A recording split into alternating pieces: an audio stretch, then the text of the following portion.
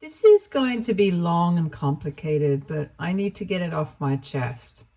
A lot has happened to me in the last few months, and I don't know if what I'm doing is the right thing, and I just feel very alone.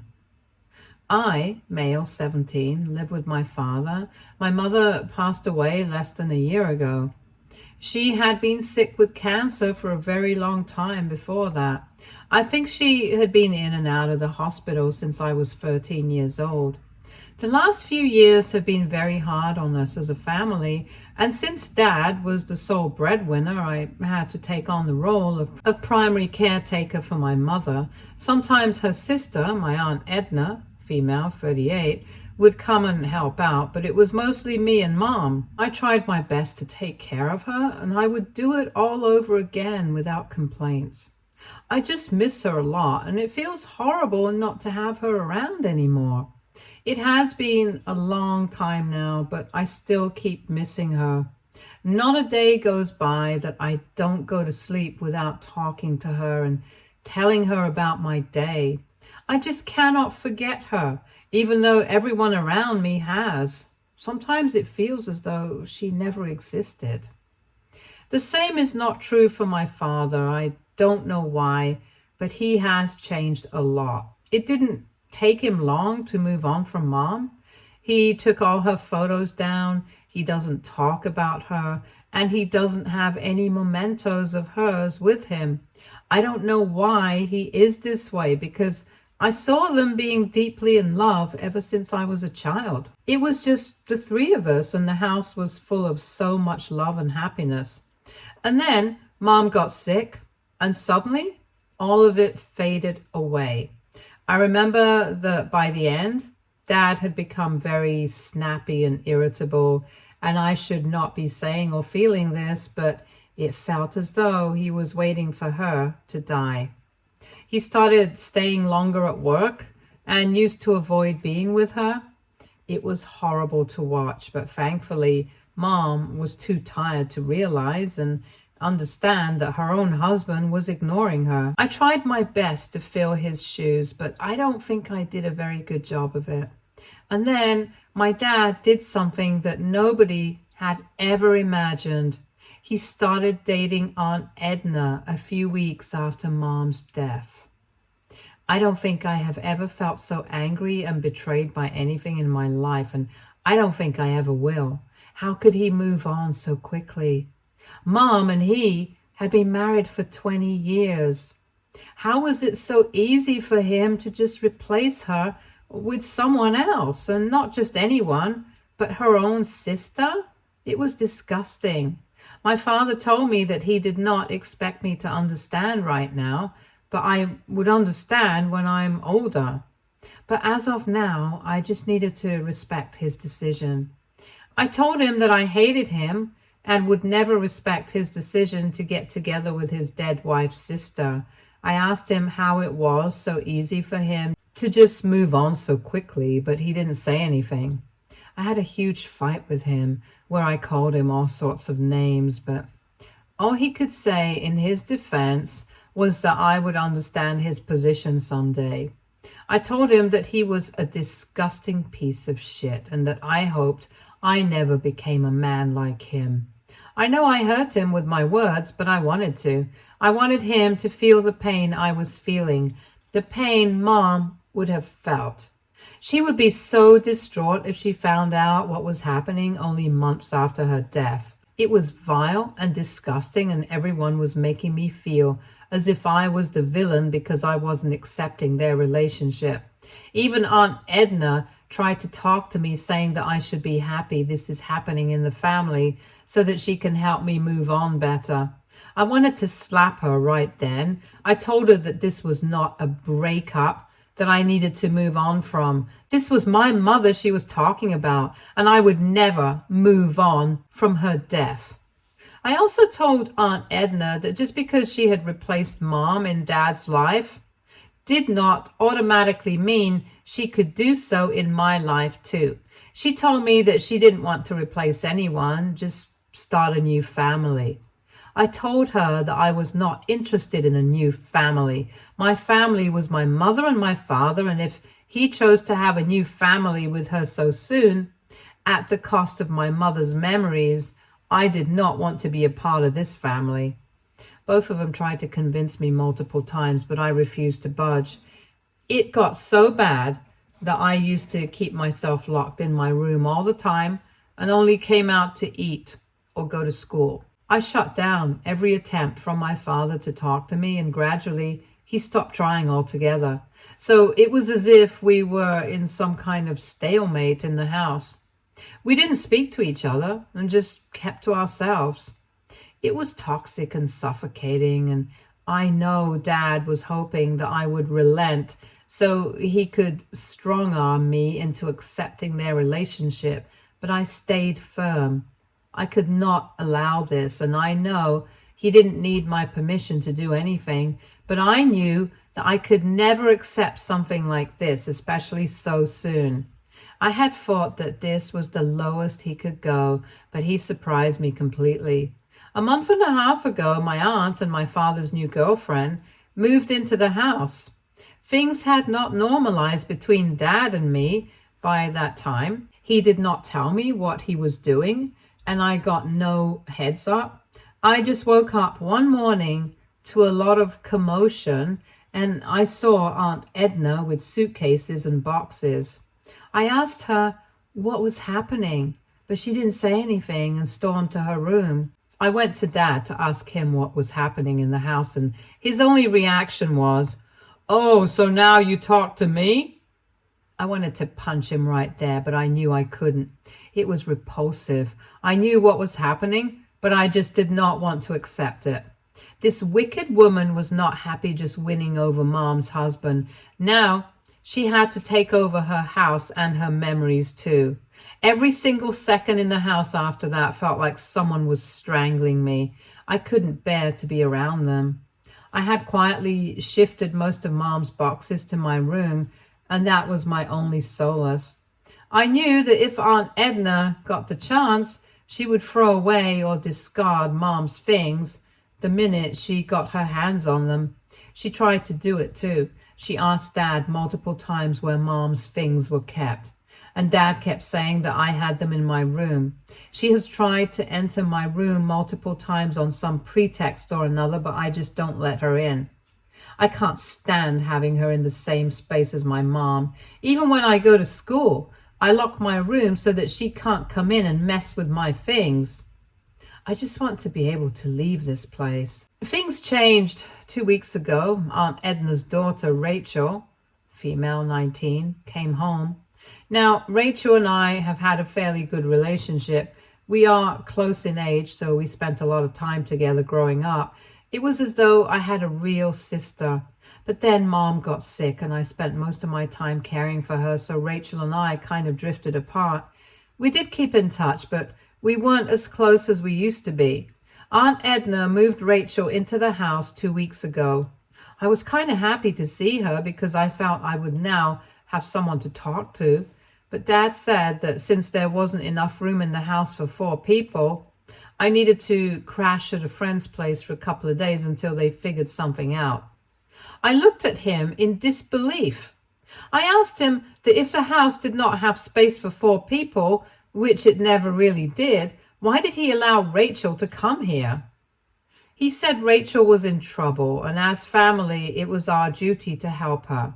I said I was his family too, just like Mom was, but he had no issues in dropping us the minute Aunt Edna waltzed into his life. He didn't say anything to that, but told me I had to compromise and stop being difficult, or he would be forced to take action. To be honest, nothing this man does really surprises me anymore. He has sunk to such a horrid level that now I expect him to be a disgusting piece of crap anyway. I wasn't worried about myself. I could have actually crashed at a couple of friends' places. I was worried about Mom's stuff. I knew that with me gone, Aunt Edna would try and do something to that, and I wouldn't be able to stop it. And my dad doesn't care enough about either me or his dead wife to stop Aunt Edna. I was worried sick about Mom's stuff, and I just didn't leave. I went to my room and locked myself inside. Edna kept on banging on the door a couple of hours later, asking me to come out so that we could talk. But I just didn't listen to her. I didn't leave my room that day. I was mortified about what could happen, and my paranoia was reaching new heights. The next day, I woke up quite early, locked my room, and went downstairs to grab something to eat. To my utter shock, Dad was sleeping on the couch, waiting for me, it seems. The moment he heard me, he got up and told me that he wanted to talk to me. I said I was not interested in talking to him. I tried to grab something from the fridge and sprint back upstairs, but he blocked my way. I tried to move past him, but I was unsuccessful. He told me point blank that I had a week to move out because they couldn't house me anymore, and that he was choosing Rachel over me because I was an insufferable and ungrateful brat who had no gratitude for what he was doing for me. So he would just stop doing it. He told me the maximum he would do out of the goodness of his heart was to send me some money for expenses, but that I needed to leave and make room for his new family. I had tears rolling down my eyes. I didn't even recognize this man. I thought I had only lost one parent, but that was when I realized my other parent did not even look at me as his child. I was just a person to him, or rather a burden that he could shrug off any time he wanted, and I knew that I was powerless in front of him. I could not do anything. I had to listen to him because at the end of the day, this was his house, and he was the one who was feeding me and taking care of me, and he did not owe me anything. At any given point in time, he could just choose to stop supporting me, and I had to be okay with that. I'm turning 18 soon anyway, so he can use that as his defense as well. I know it is favoritism and hypocrisy because he is willing to house and support a 19-year-old Rachel, but not his own son. I don't know what has gotten into him, or maybe he was always like this, a selfish and disgusting human being, and it just took this tragedy and trauma to see him for what he really is. I didn't say anything, went back to my room and cried my heart out. I was being abandoned by my only living parent, and despite everything he had been doing to me for the last few months, it still hurt. We hadn't been talking to each other, and I had begun to realize that maybe I didn't matter to him. But I had still held out hope that one day things would get normal and we could go back to being father and son again. Clearly, that is never going to happen, and I feel like a moron for believing that this was even a possibility. He didn't love me, and he didn't care what happened to me. As long as he got to stay with Aunt Edna, he did not care about anything else. I didn't know where I would go or where I would keep all of Mom's stuff. I was willing to keep only 2 pairs of clothes for myself, but I just couldn't part with any of Mom's things. They are the only bits of her I have left, and I can never let them go, ever. A few hours later, I heard a knock at the door. I did not want to open it, but it was Rachel on the other end. She said that she wanted to help me and that I needed to talk to Grandpa, maternal grandfather, as soon as I could. She then slid a letter under my door. I didn't trust her, if I'm being honest. I know she was a good person, but it had been years since we had had an actual contact or bond. And at the end of the day, she was her mother's daughter, and her loyalty lay with her mother and no one else. So I was very skeptical, but I was also out of options, so I decided to talk to Grandpa. I mean, how much worse could it get than it actually was at this moment? I called up my grandpa, he lives in a different state, and started bawling on the phone when I heard his voice. He asked me what was wrong, and I somehow managed to string together coherent sentences to tell him what was happening. It took me a long time to tell him the details of what was happening, and I also told him that it was Rachel who asked me to contact him. He said that he was very happy to hear from me, and he had actually been asking my dad to get me to talk to him for a few months now. But Dad kept saying that I wasn't interested in talking to him. He had wanted to call me, but he had lost his phone and all his contacts, and Dad never gave him my number. He told me that he would take care of everything and that I didn't have to worry. He said that he would be flying down to my city as soon as possible, but I had to be very careful and not reveal this information to anybody. He said that he would be in touch and that I didn't have to worry about anything. But until the time he comes, I had to ensure that I stayed in the house and didn't move out. He said that he would try to be here by next week, but if that didn't happen, he would let me know. He explicitly told me to not leave the house unless and until he comes, and to not leave Mom's things unattended or unlocked. I felt both frightened and relieved after talking to him. Relieved because I know he will do something and either get me out or make my father see sense, and also because it feels good and light to be able to talk to an elder. I have been an adult for a long time now, and I just want the luxury to be a kid for a while. And I was frightened because I really did not know what would happen now. It seems so serious, and Grandpa has always been the jolly kind. I know he lost his daughter, but I have my doubts that he is going to stand up for me in front of his other daughter. Things just seem like a mess right now, and the only thing I can do at this point is wait it out. I can only wait for him to come and save me from this mess that my life has become. Update 1. Things have taken a drastic turn now. It now makes absolute sense. I had no idea why Dad was behaving this way earlier, but now that Grandpa is here and he is sorting things out, I get what's happening. Grandpa came a week ago and asked me to meet him. He sent me the address of the hotel he was staying at.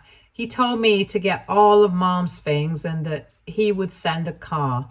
I moved my stuff and Mom's stuff out and told Dad and Aunt Edna that I was leaving. Rachel was at work at that time. I went over to Grandpa's room in the hotel with all the stuff, and he started rummaging through it looking for something. He finally found what he was looking for. It was a document, but not just any document. They were the papers of the house we currently live in. Then he told me what was really happening. When Rachel and I were born, Grandpa had gifted houses to both of us. Extravagant, I know, but he's loaded, as I have found out. He said that he wanted to do something for us, and instead of setting up college funds, he outright bought us houses. Now, the house that is legally supposed to be mine is the one that we lived in all my life. The issue, however, was that since we were minors, both Rachel and me, the house was under the legal guardianship, for lack of a better word, of our respective mothers until we turned 18. I had never known anything about this, and I don't blame Mom at all because she was very sick, and it might have slipped her mind. Why Dad didn't say anything to me is a different question altogether. Anyway, the houses were supposed to come to us when we turned 18. Rachel's house was formally transferred into her name a year ago, a couple of months after she turned 18. It's the same house that Aunt Edna and Rachel had been living in. Now, the issue with my house was that since Mom had passed away before I turned 18, the house would temporarily go to my other guardian, that is my father, until I turned 18. That was what was originally intended. And Grandpa suspects that Aunt Edna and Dad are scheming together to get the house transferred into their names legally, or just steal the papers before I turn 18 so that I cannot do anything about it. This is also why Dad never told me about the house, according to Grandpa, and now it all makes sense. Why they kept trying to look through Mom's stuff, why Dad has been aloof, and why Aunt Edna has suddenly come. I asked Grandpa what happened to Rachel's house, and he said that the minute Rachel got to know what her mother was up to, she kicked her out of the house. It caused a huge rift between mother and daughter, but they haven't been seeing eye to eye for a couple of years now. That seems strange to me, because if that was so, why had she come to live with us? Grandpa said that Rachel was worried about me and even more concerned because Aunt Edna had moved in with Dad. She had been in constant touch with Grandpa, and both of them had decided that I needed to be moved out and I needed to know the truth about everything. That was why she had come home, but nobody suspected her, and Aunt Edna thought that she was trying to make amends. I asked Grandpa what we could do now, since I still had a couple of months before I turned 18. Then Grandpa told me that Mom had actually begun to suspect that Dad had designs on the house when she was sick. She also had a hunch that Dad was having an affair, but she did not know who it was. I think it was Aunt Edna all along. That was when she called Grandpa and asked him to sit with her and get the guardianship details of the house changed. As it stands now, my dad is not the legal caretaker of the house until I turn 18. Mom had, without his knowledge, changed the clause in the document and made Grandpa the caretaker. That was the document he was looking for, and that was the document my father had no idea existed. So all his attempts at taking over the house were moot because he has no guardianship over it anyway.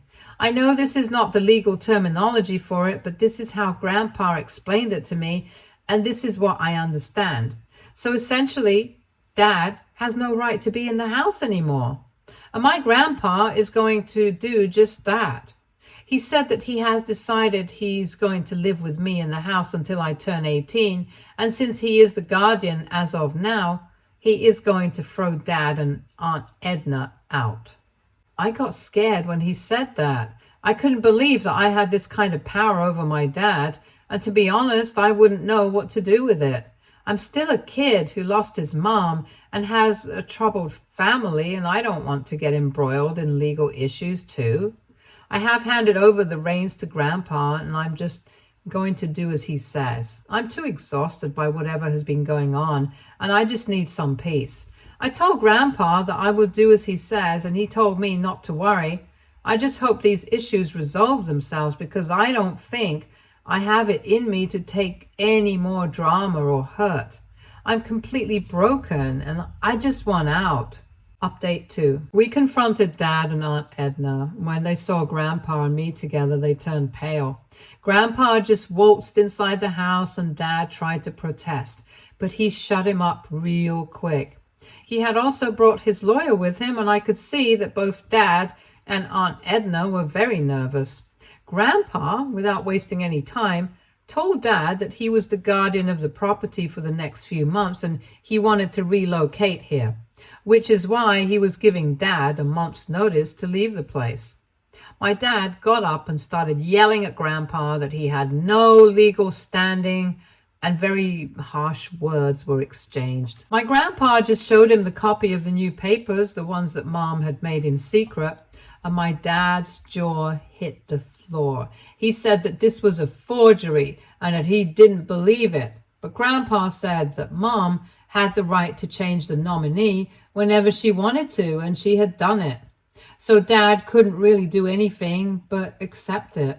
Dad could not believe that this had happened, and neither could Aunt Edna. Rachel was laughing. It genuinely seemed that she was enjoying this entire meltdown, and for the first time, she came over to my side and hugged me. I hugged her back and thanked her for everything she had done for me. When Aunt Edna saw this, she realized that Rachel had gone behind her back to help me, and she yanked her arm and slapped her straight across the face. She hit her really hard, and now Rachel has a cut on her face. And the badass girl that she is, she just started grinning and said that she was now going to press charges.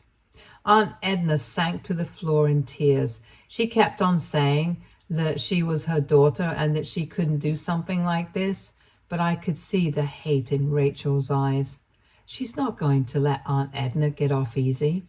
Dad realized that all of this was developing into a huge shit show, and both he and his little girlfriend were caught on the wrong side. Here, he starts to make amends. He tried to take me aside and talk to me, but Grandpa stopped him. He said that there was no need now to talk to me since he had made it very clear that his loyalties lay with Aunt Edna, not me. Dad said that this was between father and son, and Grandpa had no right to interfere. I told Dad that Grandpa has every right to interfere, and I did not want to talk to him anyway. Nothing he could say to me now would make any difference. And finally, all the pent-up anger came out. I called him every name in the book and told him everything that I really thought of him. I told him that he was a failure of a husband and dad, and therefore a failure of a man. I said that he had the chance to make things right and to let us be a family again, but he was too greedy and selfish to ever want anything that would ease others' pain. I don't even remember half the things I said because I had no control over myself in that moment. When I stopped, everyone was quiet. Rachel just took me upstairs to my room and sat with me for a long time. I feel so grateful that I at least have someone to look out for me, my sister and my grandfather. I don't know what I would be doing if they hadn't been here with me. I don't know what is going to happen next, but at least I know that I won't have to fight this battle alone anymore. I know now that I have support and that I am not wrong for not accepting my father's treatment of me and his complete disregard and disrespect for the memories of my mother. Update 3. This will be my final update for all of those who were hoping for a dramatic and teary-eyed reconciliation between father and son. I'm sorry to burst your bubble, but none of that has happened. Rachel pressed charges on Aunt Edna. Aunt Edna tried every trick in the book to stop her, but Rachel is as stubborn as one can get. Grandpa has moved in and Dad has a month to move out. He has been trying to talk to me one-on-one, but I reject every attempt. Moreover, Grandpa is keeping vigil and my dad is really scared of him, so he isn't trying anything again. We got back all of Mom's stuff. It's still safely kept in my room and I plan on putting it back in place once Dad is gone. I will seal Mom's room because I don't need an entire house to myself anyway. A lot of you suggested I go to therapy to deal with everything that has happened. I suggested the same to Grandpa. And while he doesn't believe in this stuff, he has given me money to get help. Rachel has been coming over every day to give me company. I hate how we had all this distance between us, but I know that she has always been looking out for me. She has said she's going to help me find a good therapist and that we can always hang out together. It's not a very happy update, but it seems like things will soon fall into place. I don't think I'm ever going to talk to my dad again, even if he does feel remorse, which he doesn't at this point. The trust has been broken and nothing on earth can make it the same again. Thanks, Reddit. You have helped a lot. Stay tuned for more stories from our girl relationships.